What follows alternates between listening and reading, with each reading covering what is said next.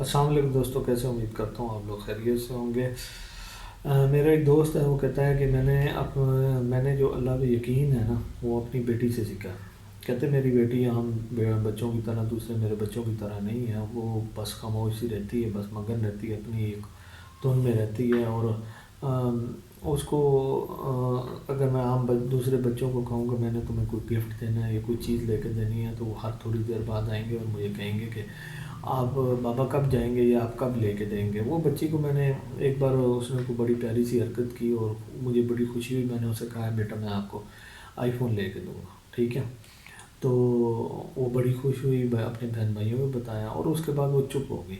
اس نے دوبارہ کبھی مطلب کہ ذکر نہیں کیا ہے، سوائے 7-8 مہینے میں ایک بار اس نے مجھ سے کہا بابا کب لیں گے۔ باقی یہ ہے کہ وہ اپنے بہن بھائیوں سے ضرور ذکر کرتی تھی کہ بابا مجھے آئی فون لے کے دیں گے، میرا آئی فون آئے گا۔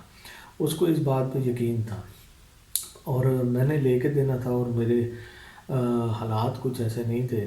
تو وہ کہتا ہے کہ مجھے بھی نہیں پتہ تھا میں کیسے لے کے دوں گا، لیکن یہ سوچا وہ ضرور تھا کہ 10-12 ہزار میں اس کو آئی فون لے دوں گا۔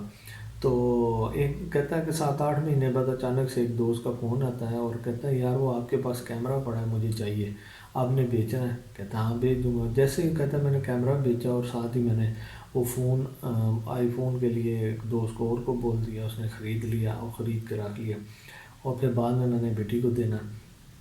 تو وہ کہتا ہے کہ یار کاش کہ ہم بھی اسی طرح یقین کرتے کہ جس طرح میری بیٹی نے یقین کیا اللہ پہ، ہم اس طرح یقین کرتے کہ اس نے مجھے کہا، اور وہ اس کو اس بات کا پکا یقین تھا کہ میں نے بابا کو بول دیا اور یہ ہوگا ہی ہوگا۔ اسی طرح اگر ہم خدا سے جب ہم دعا کرتے ہیں اور ہمارا یقین بھی اسی طرح ہو جیسے ہماری ذات کا ہمیں یقین ہے کہ ہم ہیں، تو اسی طرح اگر ہم اس کے اوپر بھی یقین کریں، جو ہم نے دعا مانگی ہے وہ ہمارا رب ضرور پوری کرے گا، اور اس دعا کو مانگ کے ہم بھول جائیں لیکن یقین ہمارا پکا ہو گیا، ہمیں یہ چیز اب ملنی ہے، ہماری منظوری ہو گئی ہے، تو اللہ تعالیٰ ضرور آپ کو اس چیز سے نوازے گا۔